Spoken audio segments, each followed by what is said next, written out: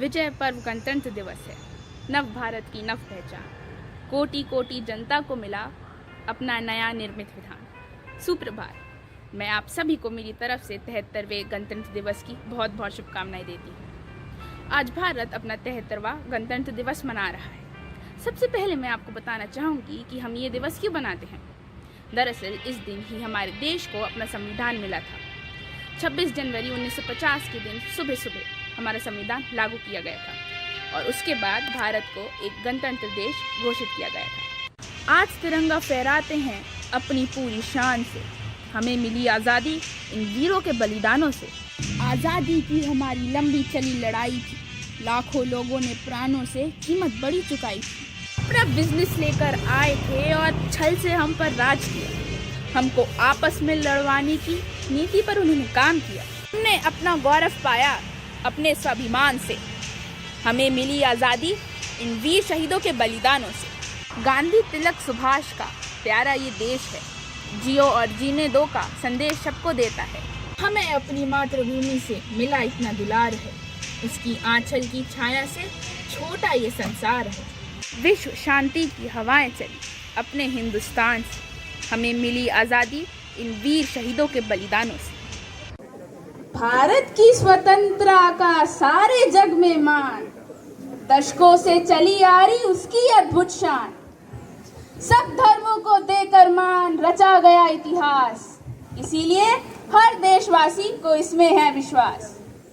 नमस्कार, मैं मोक्षदा चौधरी माननीय श्री युवराज शाह सर और श्री महावीर जैन विद्यालय के समस्त विद्यार्थियों व स्वतंत्र ग्रुप थिएटर के सभी सदस्यगणों को मेरा अभिनंदन।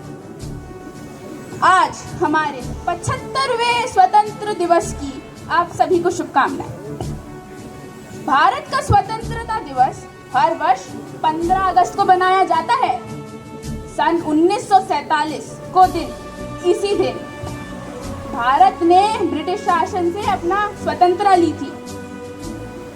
भारत की संविधान सभा ने 14 अगस्त ठीक 11 बजे दिल्ली के संविधान हॉल में अपनी 5वीं सत्र की बैठक की और उसमें failure only comes when we forget our ideals, perspectives and objectives।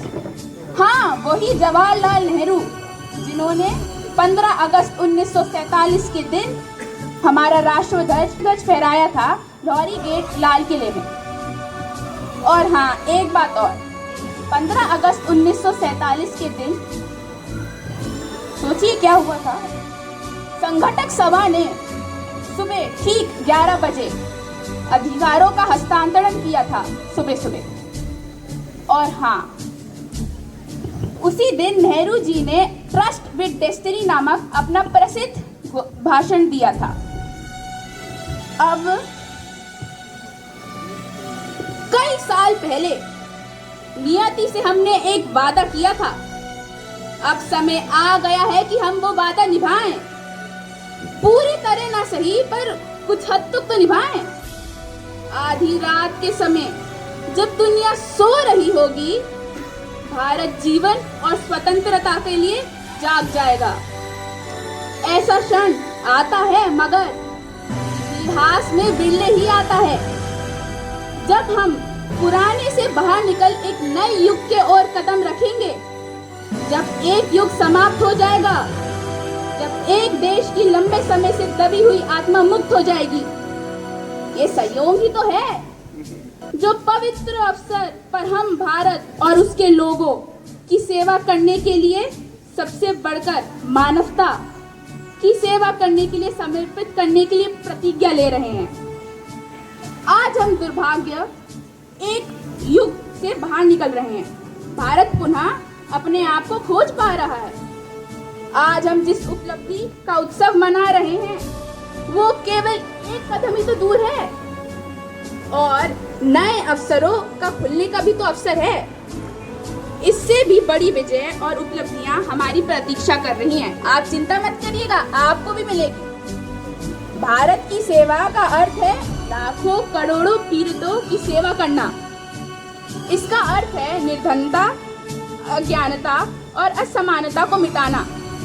हमारी पीढ़ी के सबसे महान व्यक्ति की यही इच्छा थी कि हर आंख से आंसू मिट जाए।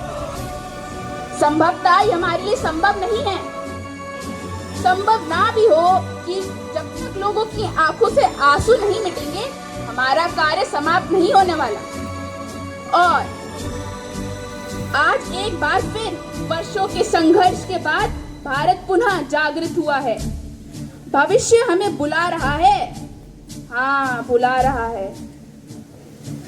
हमारे कहाँ जाना चाहिए और क्या करना चाहिए जिससे हम आम आदमी, किसानों और श्रमिकों के लिए स्वतंत्रता का अवसर पैदा कर सके, हम निर्धनता मिटा सके, एक समृद्ध, लोकतांत्रिक और प्रगतिशील देश बना सके। ऐसे सामाजिक, आर्थिक और राजनीतिक संस्थाओं को बना सके जो प्रत्येक स्त्री पुरुष के लिए जीवन की परिपूर्णता और न्याय सुनिश्चित कर सके। और कोई भी देश ऐसा महान नहीं बन सकता जब तक उसके लोगों की सोच या कर्म संकीर्ण है। तो आप लोग ध्यान में रखिएगा, आपके काम और सोच संकीर्ण नहीं रहने चाहिए, वरना देश महान नहीं बनने वाला। वो आपके हाथों में, आप फिर देख लीजिए। धन्यवाद।